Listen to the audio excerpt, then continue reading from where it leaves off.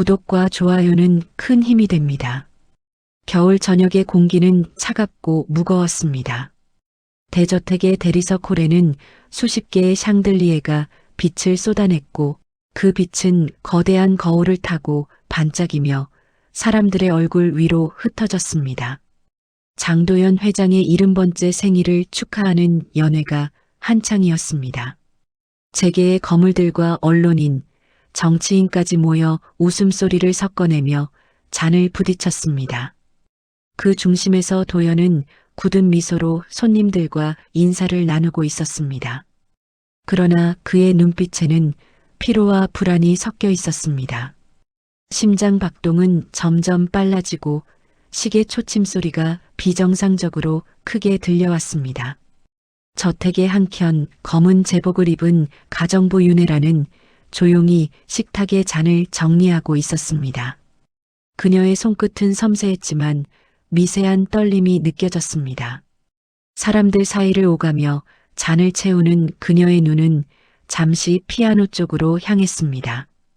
새하얀 피아노가 연회장의 중심에 놓여 있었지만 아무도 그 앞에 앉으려 하지 않았습니다. 도연의 목소리가 울려 퍼졌습니다. 이런 날엔 음악이 있어야지. 누가 한 곡 연주해 볼까? 순간 공기가 얼었습니다. 손님들 사이에서는 작은 웃음이 새어나왔습니다. 가정부가 치면 재밌겠네. 누군가가 장난스럽게 말했지만 헤라는 조용히 걸음을 옮겼습니다. 사람들의 시선이 일제히 그녀를 향했습니다. 그들의 눈에는 의심과 조롱이 뒤섞여 있었습니다. 헤라는 아무 말 없이 피아노 의자에 앉았습니다. 손끝이 하얀 건반 위를 맴돌더니 아주 천천히 첫 음이 울렸습니다. 그 음은 단순한 멜로디가 아니었습니다. 누군가는 들을 수 없는 미세한 반음이 섞인 자장가였습니다. 음악이 연회장에 스며들자 웃음소리가 하나둘 사라졌습니다. 도연은 와인을 들던 손을 멈췄습니다. 그의 눈이 커지고 잊었던 기억이 되살아오듯 떨림이 찾아왔습니다. 헤란의 손은 단 한 번의 실수도 없이 음을 이어갔습니다. 그러나 마지막 부분에 다다르자 도연의 얼굴이 창백해졌습니다. 그의 심장이 갑자기 요동쳤습니다. 사람들은 놀라 외쳤고 와인잔이 바닥에 떨어지며 깨졌습니다. 도연은 한 걸음 비틀거리더니 그대로 쓰러졌습니다. 주변이 혼란에 빠졌고 손님들은 허둥지둥 구급차를 불렀습니다. 헤라는 자리에서 움직이지 않았습니다. 그녀의 시선은 여전히 피아노 건반 위에 머물러 있었습니다.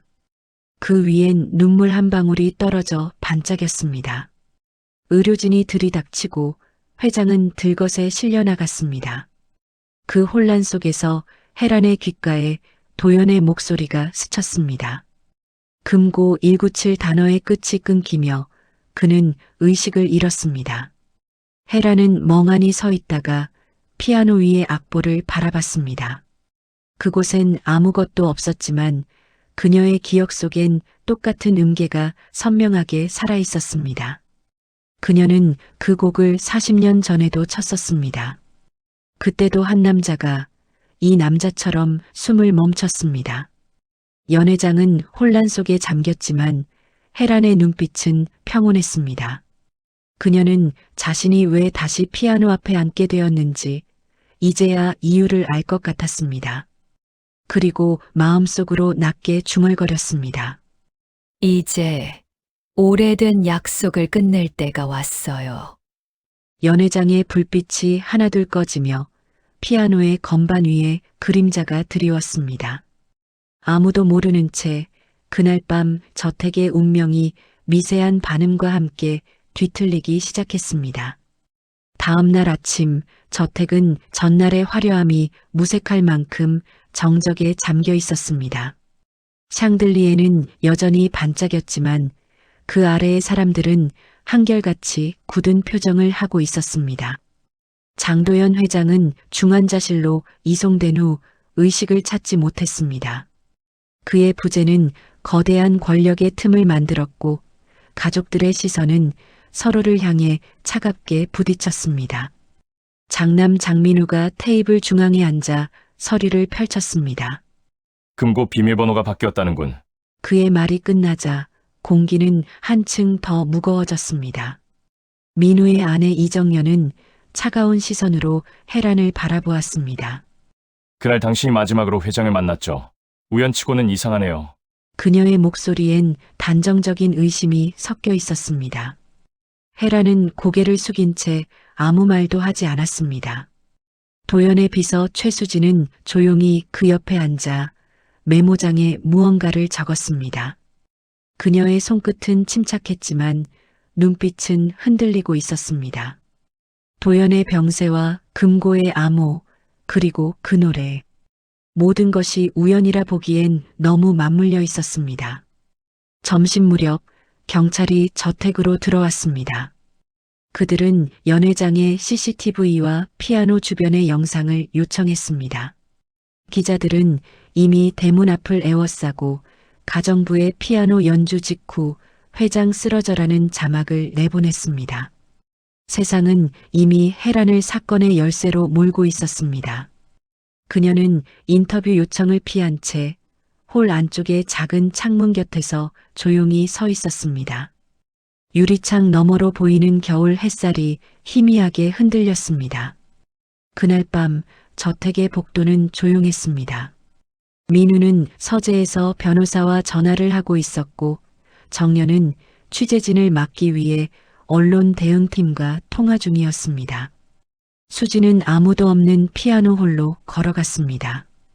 피아노 위에는 여전히 어제의 와인 얼룩이 남아 있었습니다. 그녀는 손끝으로 건반을 눌러보았지만 아무 소리도 나지 않았습니다. 그러다 건반 사이에 끼어 있던 종이 쪽지를 발견했습니다. 쪽지에는 낡은 필체로 숫자 1-9-7이 적혀 있었습니다. 수지는 곧바로 혜란을 찾았습니다. 혜란은 주방 근처에서 오래된 커피잔을 닦고 있었습니다. 그녀는 쪽지를 보더니 미묘하게 표정이 굳었습니다. 이건 회장님이 남긴 게 아닙니다. 낮고 단호한 목소리였습니다. 수지는 이유를 묻지 않았습니다. 대신 그녀는 그 쪽지를 호주머니 깊숙이 넣었습니다. 한밤중이 되자 복도 끝에 시계가 12번 울렸습니다. 혜란은 잠들지 못했습니다.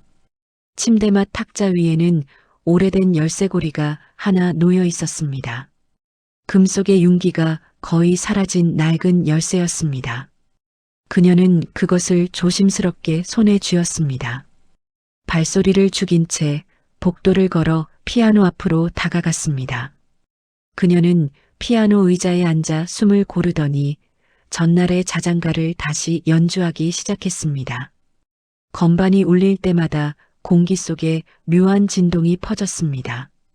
그때 벽 한쪽에서 미세한 소리가 들렸습니다. 딸깍. 금속이 맞물리는 소리였습니다. 혜란은 손을 멈추고 벽 쪽으로 고개를 돌렸습니다. 대리석 벽면 일부가 아주 조금 벌어져 있었습니다. 그녀는 천천히 일어나 그 틈새에 손을 넣었습니다. 차가운 쇠붙이 감촉이 느껴졌습니다. 조심스레 잡아당기자 작은 금속 상자가 드러났습니다. 혜란의 숨이 가빠졌습니다. 상자 위에는 손때 묻은 각인 하나가 새겨져 있었습니다. L&R 1984.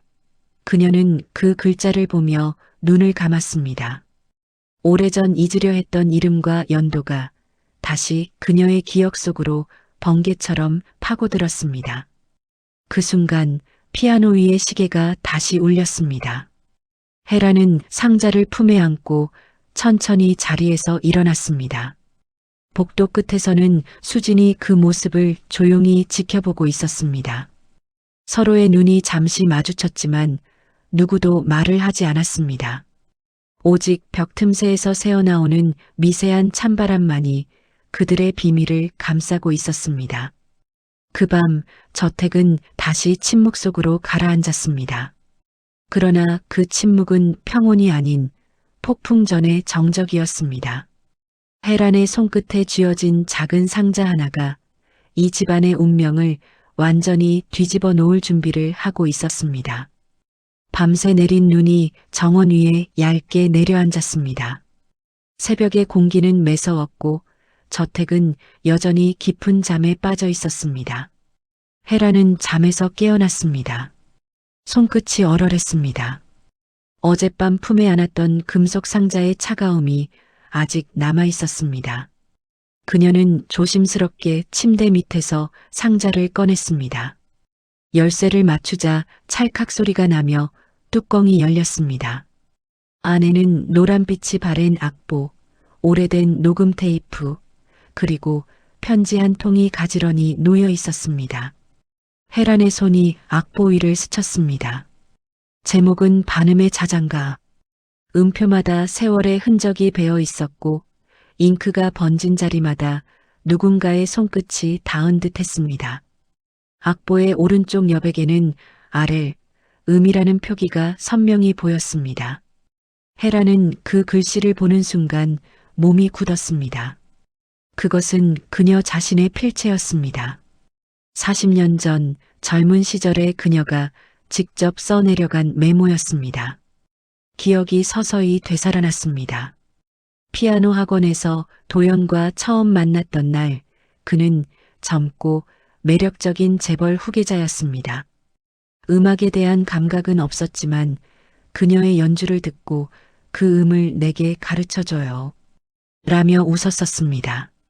그렇게 시작된 관계는 금세 비밀스러워졌습니다.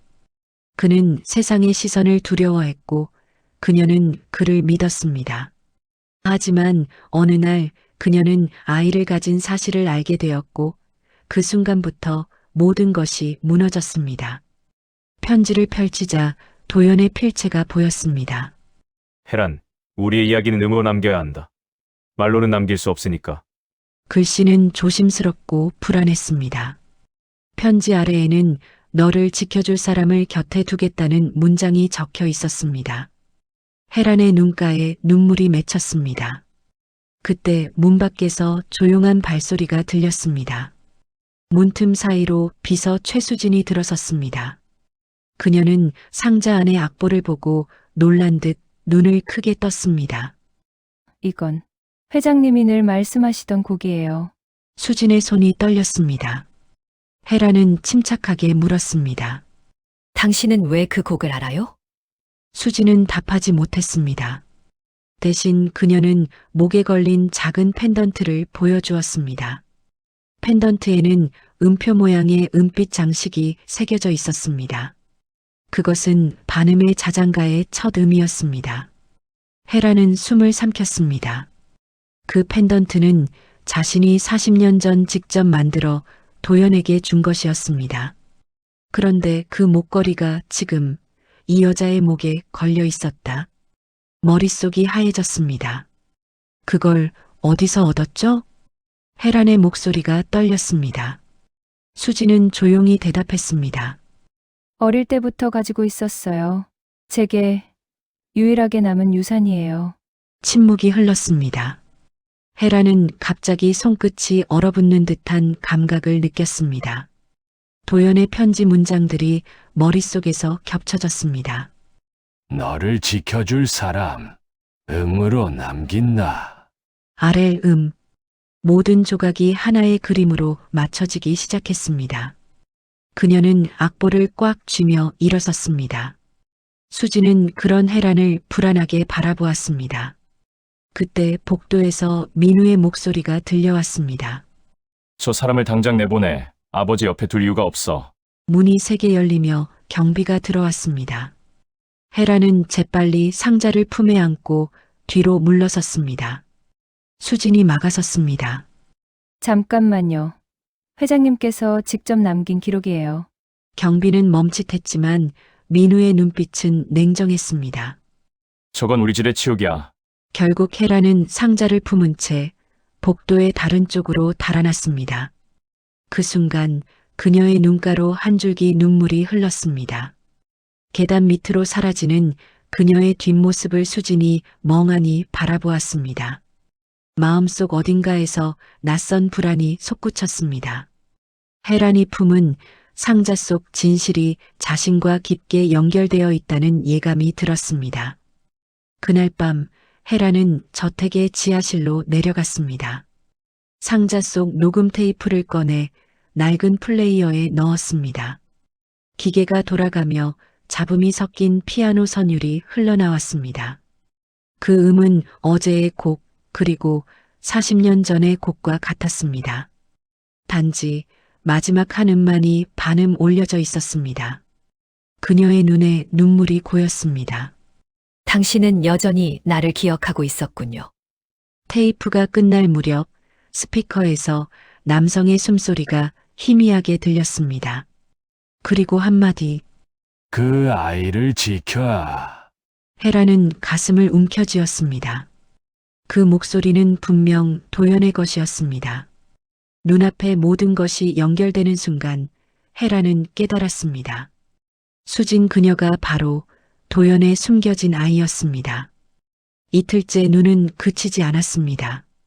회장의 병실에서는 여전히 기계음만이 규칙적으로 울리고 있었습니다.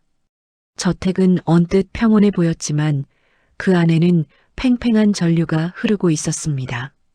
아침 식탁에 모인 사람들의 표정은 각기 달랐습니다. 장남 장민우는 붉은 눈으로 커피를 들이켰고 그의 아내 이정연은 신문을 덮으며 말했다. 이젠 경찰까지 들이닥쳤어요. 이대로 두면 언론이 우리를 찢을 거예요. 그녀의 말에 민우는 이를 악물었습니다.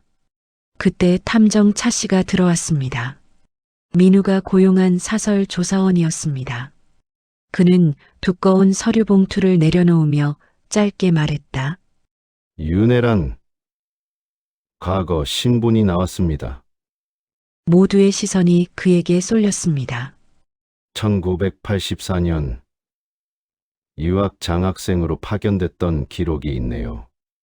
후원자는 장도연 회장. 방안이 조용해졌습니다. 민우의 얼굴에서 혈색이 사라졌습니다. 후원자라니 무슨 말이죠? 차 탐정은 의미심장하게 말했다. 공식 기록은 삭제됐지만 당시 도연 회장이 개인 재단을 통해 유학비를 냈습니다. 그리고 곧바로 혜란 씨는 귀국했죠. 이정연이 냉소를 지었습니다. 그럼 이제 가정부가 후원자에게 복수라도 하겠다는 건가요? 민우는 아무 말 없이 서류를 움켜쥐었습니다. 손등에 핏줄이 도드라졌습니다. 그 여자를 내보내!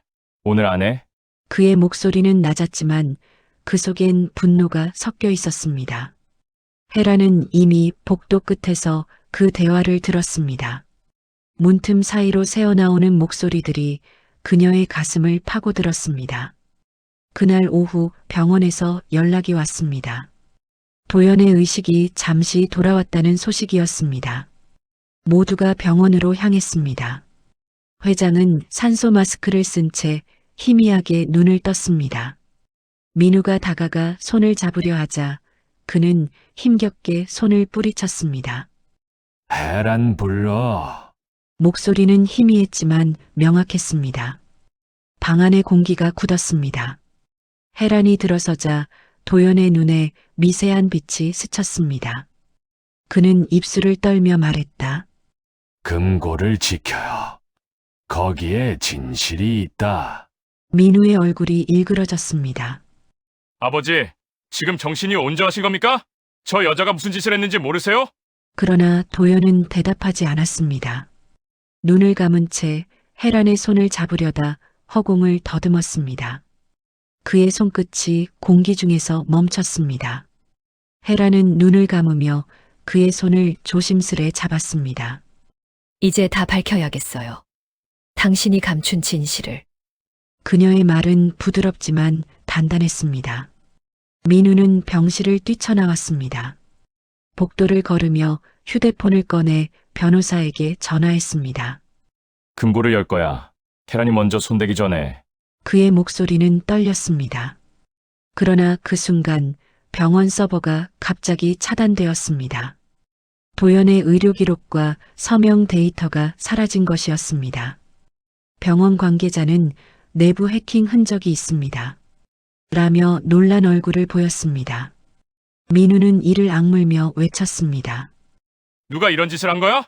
그 시각 저택에서는 또 다른 움직임이 있었습니다. 최수진은 서재 컴퓨터 앞에 앉아 있었습니다. 모니터에는 장도연 개인금고 접근 제한 해제라는 문구가 깜빡였습니다. 그녀는 떨리는 손으로 코드를 입력했습니다.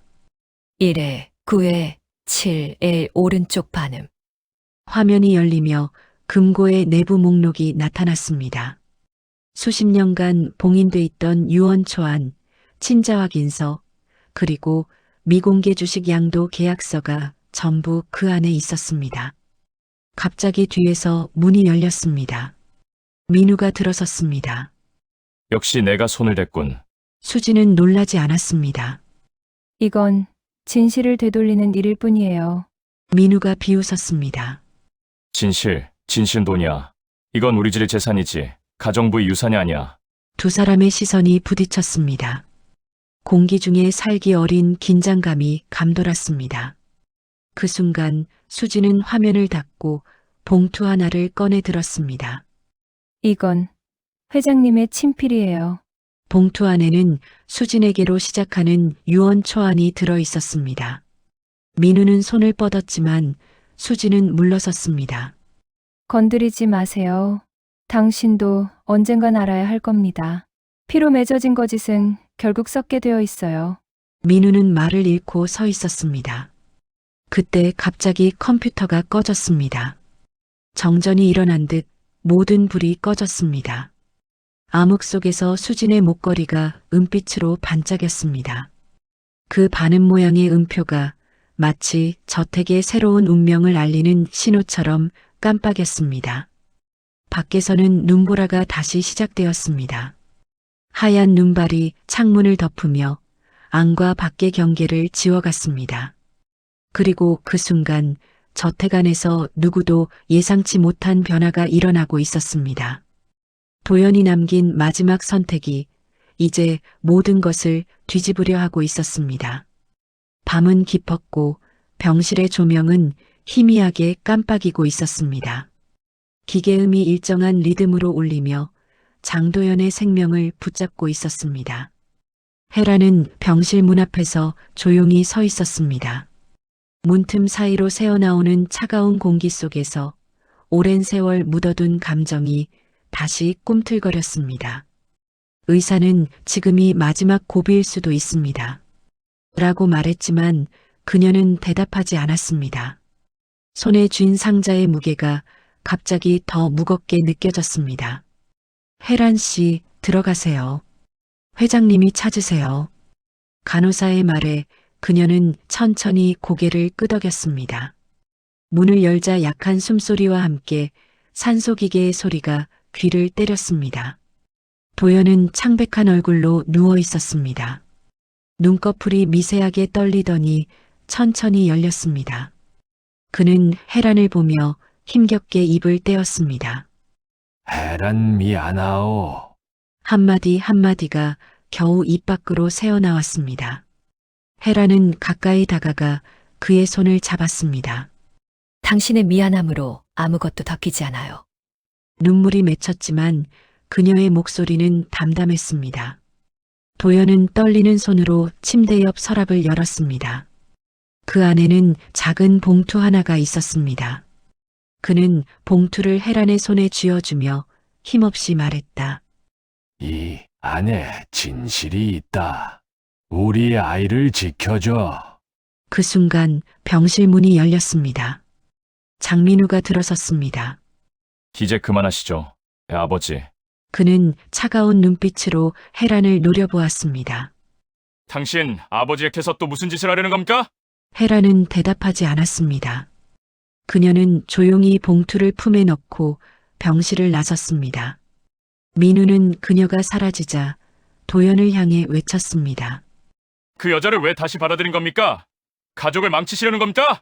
그러나 도연은 대답하지 못했습니다. 입술만이 미세하게 움직였습니다. 그날 밤 민우는 병원 경비원을 매수했습니다. 금고를 찾아. 그 안에 유 원장이 있어. 혜란보다 먼저 손에 넣어야 해. 그는 피로 물든 듯한 집착에 사로잡혀 있었습니다. 한편 헤라는 저택으로 돌아와 금고 앞에 섰습니다.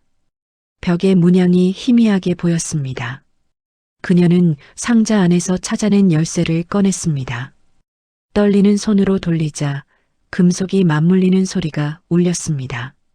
문이 천천히 열리며 내부의 서류들이 드러났습니다. 그 속에는 친자 확인서라는 제목의 봉투가 있었습니다. 헤란의 심장이 요동쳤습니다. 봉투를 열자 2장의 서류가 나왔습니다. 첫 번째는 장도연, 최수진, 두 번째는 결과 일치. 순간 세상이 멈춘 듯 조용해졌습니다. 그녀는 손끝으로 서류를 덮으며 속삭였습니다. 그 아이가 살아 있었군요. 그때 뒤에서 인기척이 났습니다. 수진이 문가에 서 있었습니다. 그녀는 서류를 본 듯 고개를 떨구었습니다. 알고 있었어요. 헤란이 놀라 바라보자 수진은 천천히 말을 이었습니다. 어릴 때부터 아버지의 목소리를 들었어요. 그분은 늘 내게 자장가를 불러주셨죠. 하지만 이름을 알려주지 않았어요.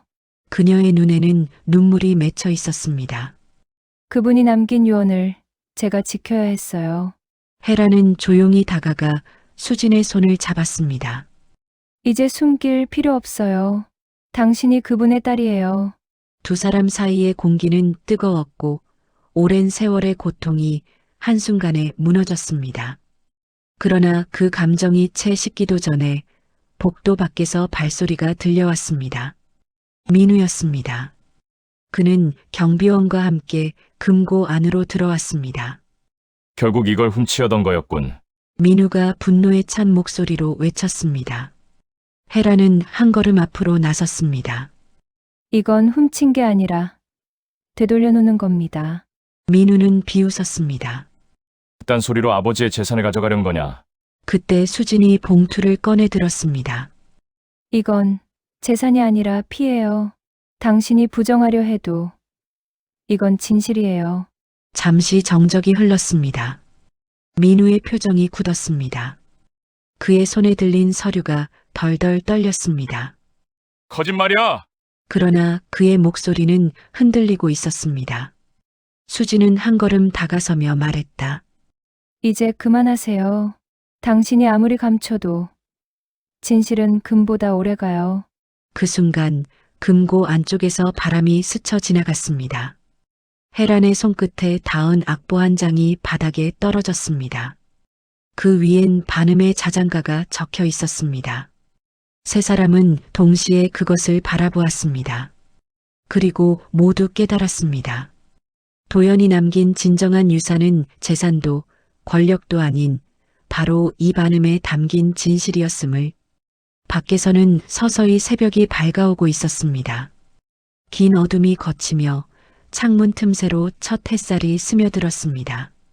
그러나 그 빛 아래서 이 가족의 운명은 이제 완전히 달라지고 있었습니다.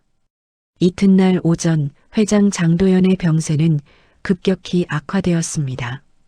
병원 복도에는 기자들이 몰려들었고 가정부의 피아노 연주와 회장의 붕괴라는 뉴스가 전국을 뒤흔들고 있었습니다.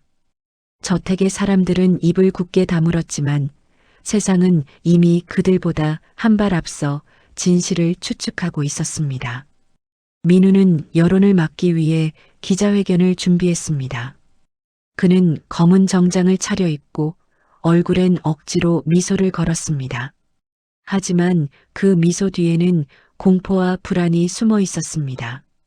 이 모든 건 한 여자의 야망 때문입니다. 플래시가 번쩍이는 가운데 민우의 목소리가 울려 퍼졌습니다. 가정부 윤혜란이 우리 가족을 조종했습니다. 아버지의 신뢰를 이용해 금고를 조작했고 유언장을 바꾸려 했습니다. 말이 끝나자 기자들의 펜이 일제히 움직였습니다. 그러나 그 순간 회의장 문이 열리며 한 여자가 들어섰습니다. 바로 최수진이었습니다. 그녀는 단정한 검은 정장을 입고 손에는 작은 녹음기를 들고 있었습니다. 그 말은 사실이 아닙니다. 짧지만 단호한 목소리였습니다. 민우가 놀란 듯 몸을 돌렸습니다. 수진, 너까지? 그녀는 녹음기의 버튼을 눌렀습니다. 회의장 스피커에서 희미한 잡음이 흘렀고 곧 장도연의 목소리가 들려왔습니다. 헤라는 죄가 없다. 수진을 지켜라, 내 딸이다. 순간 회의장은 숨죽인 듯 조용해졌습니다.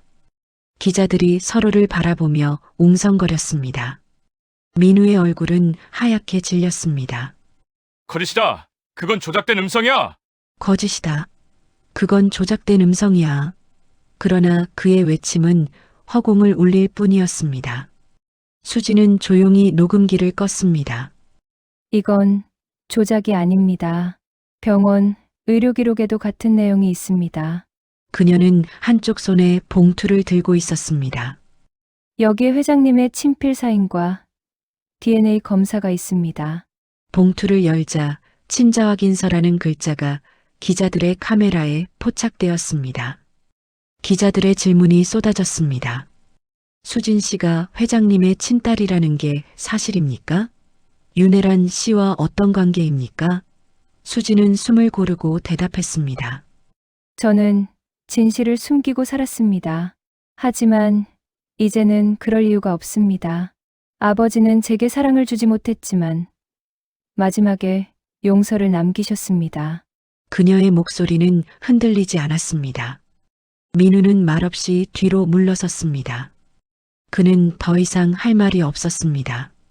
그 시각 병원에서는 장도연이 마지막 의식을 되찾고 있었습니다. 창밖에는 눈이 흩날렸고 그는 약한 숨을 내쉬며 속삭였습니다. 이제 다 알겠지. 헤라는 그의 곁을 지키며 눈물을 삼켰습니다. 당신이 숨긴 진실이 모두 드러났어요.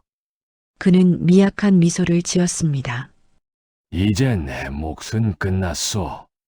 말이 끝나자 심전도 모니터의 선이 천천히 일자로 변했습니다. 헤라는 손을 잡은 채 울음을 삼켰습니다. 며칠 후 도연의 사망 소식이 공식 발표되었습니다. 장례식장은 수많은 화원과 사람들로 가득 찼습니다. 수지는 검은 옷을 입고 조용히 조문객을 맞이했습니다. 그녀의 곁에는 헤란이 있었습니다. 두 여자의 눈빛에는 슬픔보다는 결심이 담겨 있었습니다. 반면 민우는 멀찍이 떨어진 곳에서 아무 말 없이 서 있었습니다. 그가 손에 쥔 서류는 구겨지고 찢겨 있었습니다. 장례식이 끝나자 수지는 언론 앞에 섰습니다. 저는 아버지의 뜻을 이어 재단을 세우겠습니다.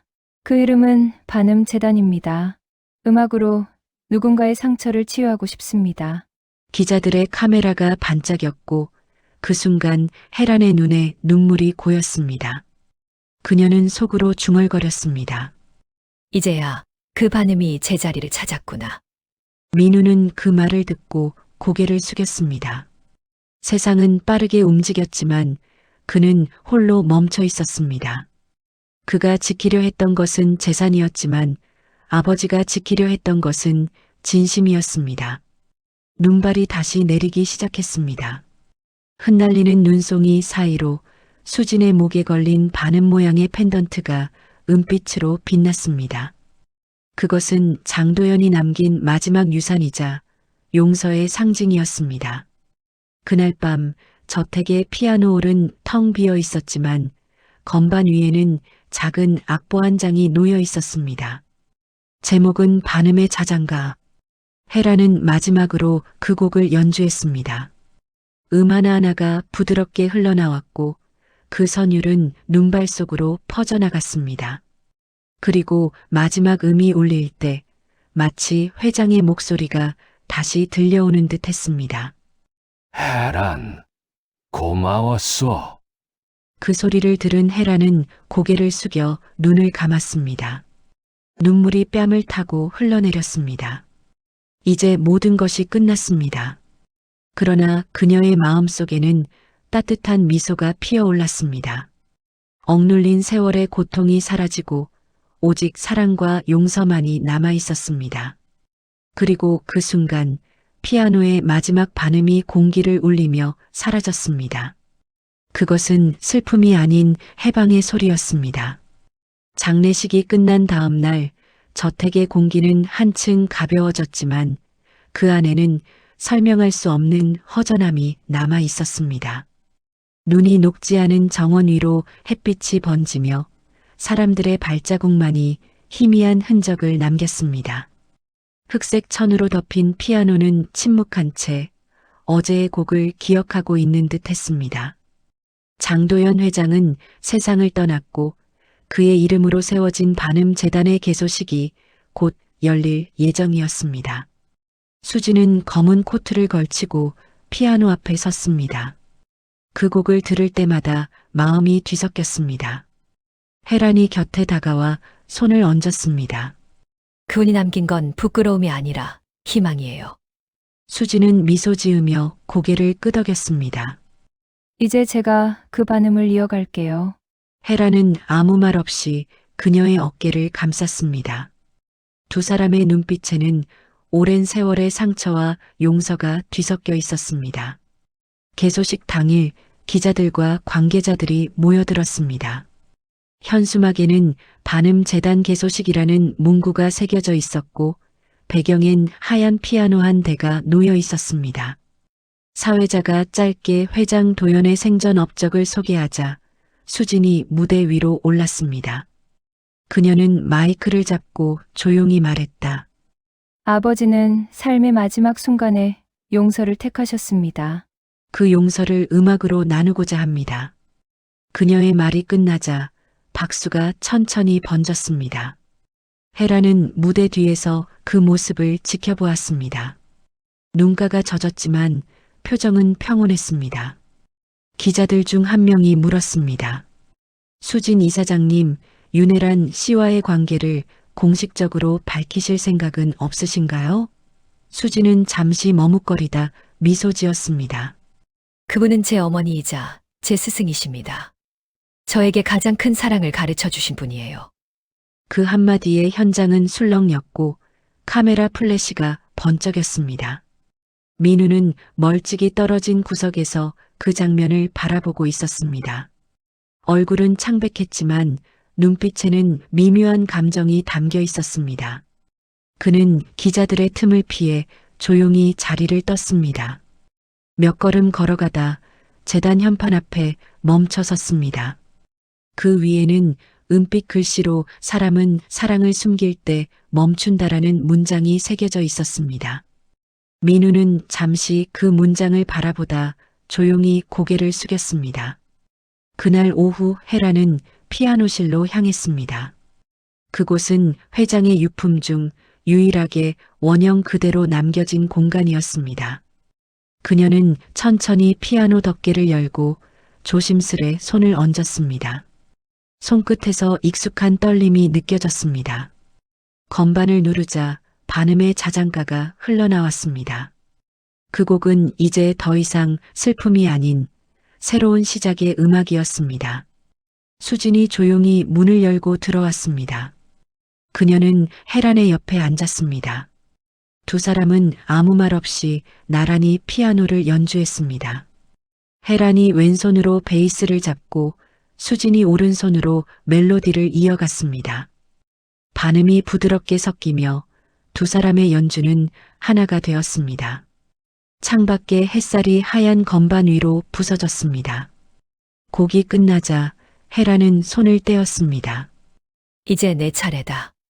그녀의 목소리는 잔잔했지만 단호했습니다. 수지는 고개를 끄덕이며 대답했습니다. 저도 그 약속을 지킬게요. 헤라는 미소를 지으며 피아노를 덮었습니다. 그래요. 그게 당신 아버지가 바라던 마지막 소리였어요. 그날 밤 재단의 외벽에 조명이 켜졌습니다. 빛으로 새겨진 문구가 어둠 속에서 또렷이 드러났습니다. 반음 하나가 세상을 바꾼다.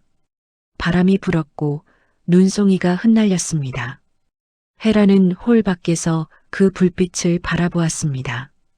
마음속 깊은 곳에서 조용한 평화가 피어올랐습니다. 그녀는 속삭이듯 말했습니다.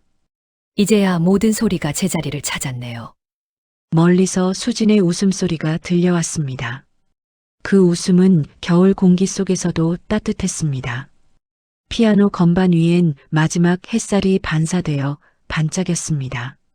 마치 누군가 그 위에 다시 돌아와 앉을 것처럼. 저택은 이제 더 이상 비밀의 집이 아니었습니다. 그것은 용서와 시작의 집이 되어 있었습니다. 수년이 흘렀습니다. 저택은 이제 재단 본관으로 바뀌어 있었고 정원엔 늘 음악 소리가 흐르고 있었습니다.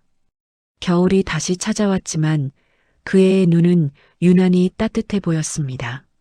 하얀 눈밭 위로 아이들이 뛰놀며 웃음을 터뜨렸고 멀리서 그 모습을 바라보는 수진의 얼굴엔 평온한 미소가 번졌습니다. 그녀는 검은 코트 자락을 여미며 본관홀 안으로 들어갔습니다. 오늘은 반음 재단의 첫 장학음악회가 열리는 날이었습니다. 무대 중앙엔 새하얀 피아노가 놓여 있었습니다. 피아노 옆에는 헤란의 초상화가 세워져 있었고 그 앞엔 하얀 장미 한 송이가 가지런히 놓여 있었습니다. 수지는 초상화를 바라보며 잠시 눈을 감았습니다. 어머니, 이제 시작이에요. 그 말은 바람처럼 부드럽게 흩어졌습니다. 음악회가 시작되자 아이들의 손끝에서 다양한 선율이 흘러나왔습니다. 그 중에는 반음의 자장가도 포함되어 있었습니다. 음악이 흐르는 동안 수진의 눈앞엔 오래된 기억들이 스쳐갔습니다. 병실에서 마지막으로 미소 지었던 아버지의 얼굴, 자신을 지켜주던 헤란의 손, 그리고 모든 비밀이 드러나던 그날의 진실. 그 모든 장면이 마치 한 곡의 악보처럼 이어졌습니다. 그녀는 미소를 지으며 무대 위로 걸어갔습니다. 관객들은 조용히 숨을 죽였습니다. 이 곡은 한 남자의 죄와 한 여자의 용서로 시작된 이야기입니다. 수진의 목소리가 잔잔히 울려 퍼졌습니다. 그 두 사람은 세상에게 용서를 구하지 않았지만 그들의 음악은 세상을 바꿨습니다. 오늘 이 자리에 선 우리는 그 반음으로 이어진 사람들입니다. 순간 조명이 그녀를 비추었고 무대 위 공기가 한층 더 따뜻해졌습니다. 그녀는 피아노 의자에 앉았습니다. 첫 음이 울리자 객석은 숨을 죽였습니다. 반음의 자장가가 다시 흐르기 시작했습니다. 이번엔 슬픔이 아니라 평화가 담긴 곡이었습니다. 헤란이 생전에 즐겨 치던 반음이 부드럽게 이어졌고 그 위로 수진의 손끝이 새로운 선율을 더했습니다. 건반이 마지막 음을 내뱉을 때 관객들은 모두 눈을 감았습니다. 그 소리는 마치 하늘로 오르는 기도 같았습니다. 곡이 끝나자 박수가 터져 나왔습니다. 수진은 천천히 일어나 무대 중앙에 섰습니다. 눈물이 고였지만 얼굴엔 환한 미소가 번졌습니다. 그녀는 하늘을 향해 고개를 들었습니다. 그 순간 천장에서 빛이 내려와 피아노 위에 머물렀습니다. 그 빛 속에는 헤란과 도연의 그림자가 겹쳐 보였습니다. 마치 두 사람이 그 반음을 함께 들으며 미소 짓는 듯 했습니다. 공연이 끝난 뒤 수지는 홀 한쪽 구석의 작은 방으로 향했습니다. 그곳은 도연의 서재였던 공간이었습니다. 그녀는 서랍을 열어 오래된 악보 한 장을 꺼냈습니다. 제목은 반음의 끝. 악보 아래에는 짧은 문장이 적혀 있었습니다. 사람은 결국 사랑을 숨긴 자리에서 멈춘다. 내가 멈춘 곳이 내 시작이길. 그녀는 눈을 감고 그 문장을 손끝으로 더듬었습니다. 그리고 조용히 속삭였습니다. 이제 아버지의 음악은 멈췄고 제 음악이 시작됐어요. 저녁이 되어 공연장은 텅 비었습니다. 커튼 사이로 들어온 석양빛이 피아노 위에 길게 드리워졌습니다. 수지는 마지막으로 건반을 한번 눌렀습니다. 아주 작은 반음이 공기 중에 번졌고 그 소리는 마치 미소처럼 사라졌습니다. 바깥에서는 눈이 다시 내리고 있었습니다. 정원 위의 눈송이는 부드럽게 쌓이며 저택을 은빛으로 덮어갔습니다. 그 위로 하얀 새 한 마리가 날아올랐습니다. 긴 겨울의 끝, 모든 죄와 비밀, 사랑과 용서는 이제 하나의 선율로 남았습니다. 그리고 피아노의 마지막 음처럼 세상은 고요하게 아름다워졌습니다. 그날 밤 제단의 현판 아래 불빛이 켜졌습니다. 반음의 유산, 사랑의 시작. 그 문장이 바람에 흔들리며 반짝였습니다. 그리고 누군가의 속삭임이 들려오는 듯 했습니다. 이제 모든 음은 제자리를 찾았다. 그 소리는 마치 헤란의 목소리 같았고 수지는 하늘을 향해 미소 지었습니다. 그 미소 속에서 모든 이야기가 완전한 화음으로 마무리되었습니다.